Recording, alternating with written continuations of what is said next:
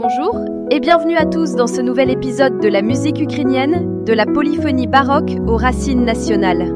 Alors aujourd'hui, on va plonger ensemble dans 3 siècles de génie créatif, du XVIIe au XIXe, à travers 4 figures, disons-le, assez fascinantes.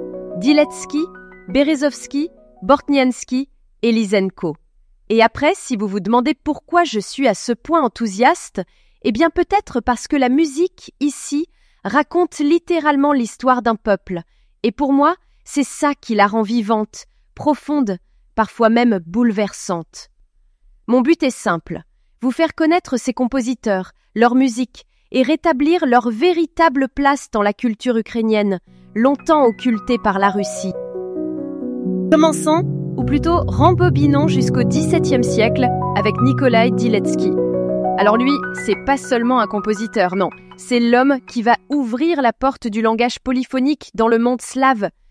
Grâce à sa grammaire musicale, un traité dont le titre honnêtement peut sembler un peu rébarbatif, il a révolutionné la façon d'écrire et de penser la musique sacrée chez les orthodoxes. Un mode d'emploi pour composer la polyphonie, rien que ça. Ce qui me frappe, c'est comment il s'est approprié le contrepoint occidental, ce truc super élaboré des compositeurs baroques en Europe centrale, pour lui donner une saveur, une spiritualité propre à l'Est. Imaginez l'impact. Soudain, les chœurs orthodoxes se parent d'un foisonnement de voix bien plus complexe. Et honnêtement, quand on parle d'originalité ukrainienne, c'est lui qui ouvre la voie. Dyletsky pose sur le papier des idées qui seront utilisées partout, même au-delà de l'Ukraine. Je vous partage une petite scène. Imaginez-moi à Lviv pour un reportage, en train de me heurter au froid glacial d'une salle d'archives. Une archiviste me tend un manuscrit baroque daté d'à peu près l'époque de Dyletsky. Le papier craque, l'encre a pâli, j'ai presque l'impression de déranger un fantôme. Et là, je me rends compte de la fragilité de ce patrimoine. Combien de ces partitions ukrainiennes ont survécu, malgré guerre, incendie, oubli? C'est pour ça que la trace laissée par Dyletsky, ce traité, a autant de valeur. Ce n'est pas juste de la théorie, c'est un acte de mémoire. Pour finir sur lui, je dirais, et je schématise sûrement, mais sans Dyletsky et ses expériences de polyphonie, la musique en Ukraine aurait eu bien du mal à s'inventer une voix singulière. Vous voyez, on n'est pas seulement dans la technique pure, mais déjà dans l'affirmation d'une identité propre, tout en subtilité. Je vous propose d'écouter un extrait du concerto pour 2 chœurs intitulé « Entrée dans l'église » de Nikolai Dyletsky, interprété par le chœur de chambre Kiev.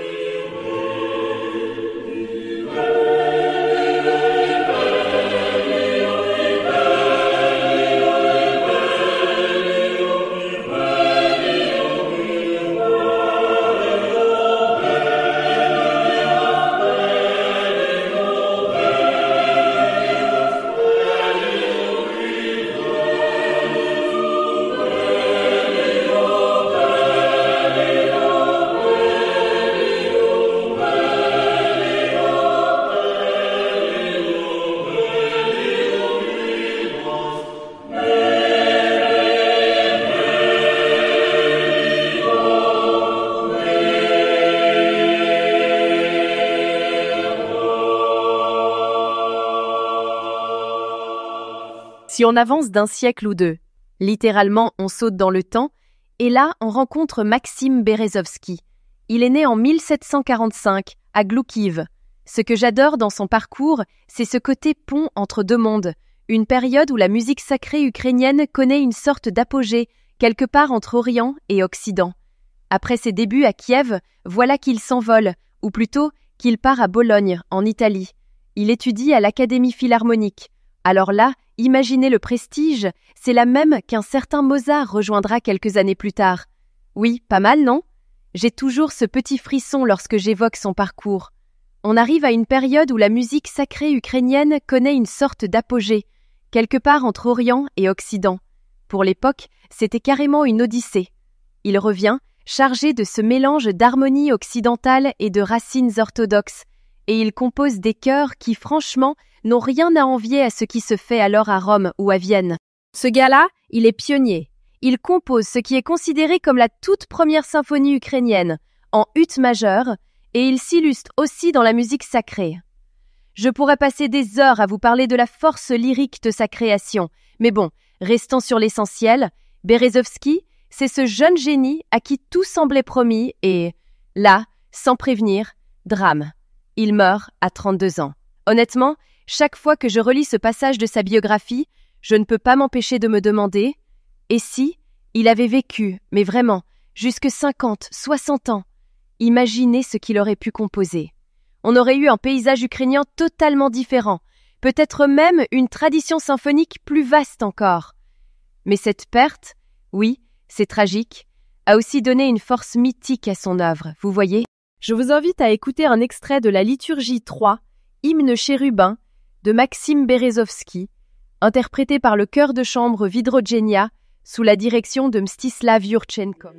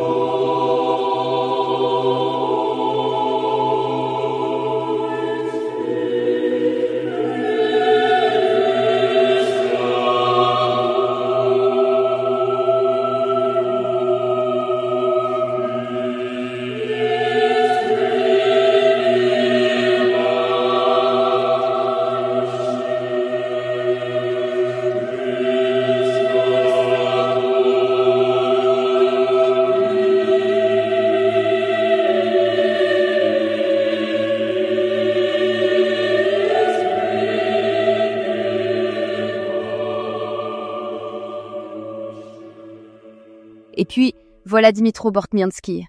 J'ai une tendresse particulière pour lui. Attention, je ne fais pas de favoritisme. Enfin, peut-être un peu. Bortniansky naît en 1751, également à Gloukiv, et devinez quoi? Lui aussi prend le chemin de l'Italie. Il se forme auprès de Galuppi, un grand maître du style classique, avant de revenir à Saint-Pétersbourg, où il prend la direction de la chapelle impériale. Là, franchement, il explose.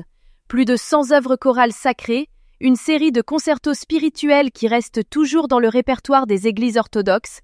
Ce qui me touche, c'est sa façon de marier l'élégance italienne héritée de ses années à Venise, enfin je suppose avec toutes ses références à l'opéra, avec la profondeur et la gravité du style slave. Si vous écoutez l'hymne chérubique, vous saisirez ce balancement entre la lumière et la ferveur. Dmytro Bortniansky injecte dans la musique chorale ukrainienne tout un vocabulaire européen, des formes, des styles venus d'Italie, de France, d'Allemagne. Je trouve ça fascinant, ce jeu d'aller-retour, la circulation de l'inspiration d'est en ouest et inversement. Mais n'allez pas croire que ça dilue l'identité ukrainienne, non. Au contraire, il y ajoute du relief. Petite digression, pardon, j'ai tendance à partir dans mes souvenirs. Mon dernier voyage à Kiev, il y a, au moins quelques années, une fois pendant un enregistrement dans une église orthodoxe, j'ai été littéralement happée par l'écho du chœur masculin. C'était irréel. Ce côté mystique, presque hors du temps, il vous prend à la gorge. Vous sentez à la fois la solennité byzantine et la grâce italienne. Sur le moment, je me suis dit, voilà, c'est ça la musique ukrainienne. Cette fusion unique entre les racines européennes et cette profondeur presque mystique de l'âme slave. L'émotion m'a suivi toute la journée. Et ça, c'est exactement ce que Berezovsky et Bortniansky ont réussi à fusionner.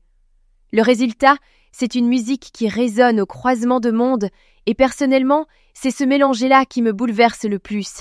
Et maintenant, je vous propose d'écouter un extrait du concerto pour chœur numéro 34 d'Avos Kresnetbog de Dmitri Bortniansky, interprété par le chœur de garçons de l'école de musique Lysenko de Kiev sous la direction d'Eleonora Vinogradova.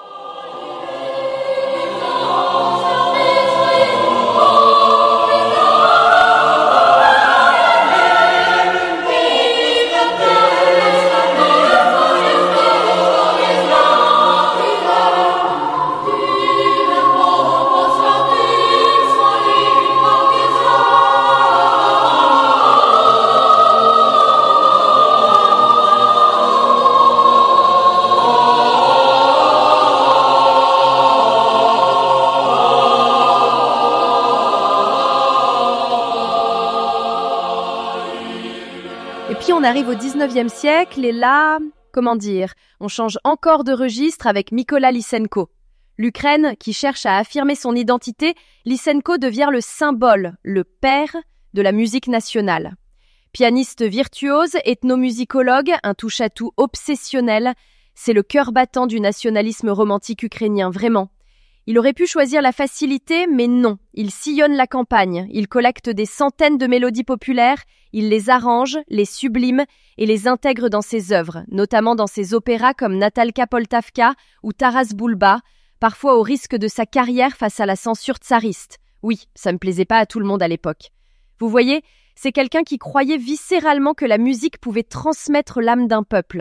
Je vous invite à écouter un extrait de la deuxième rhapsodie pour piano sur des thèmes ukrainiens de Mykola Lysenko, également connu sous le nom de Dunka Shumka. Cette interprétation est signée Rada Lysenko.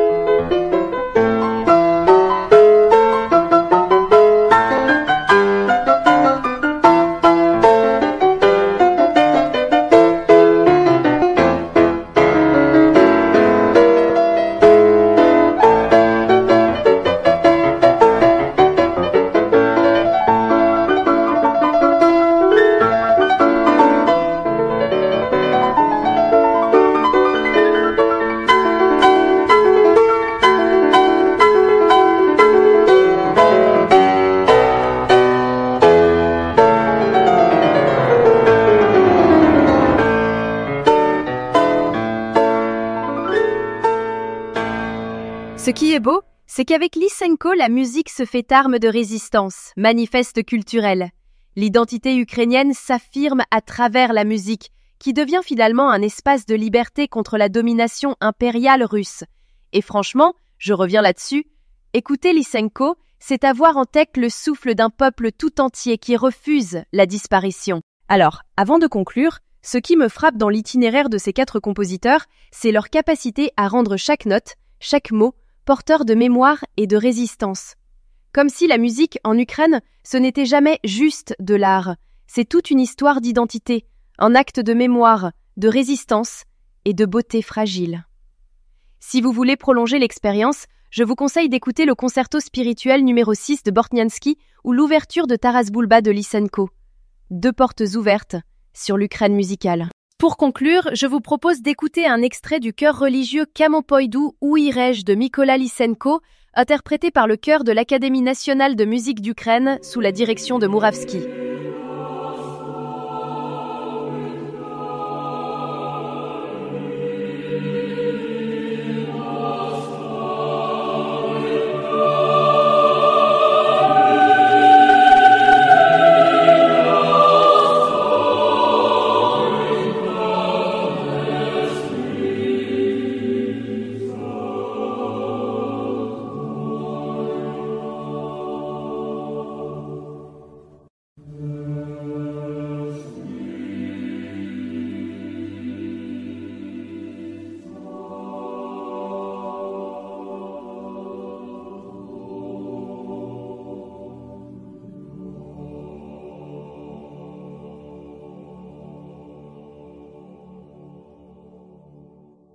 Et voilà, je vous laisse là-dessus pour aujourd'hui.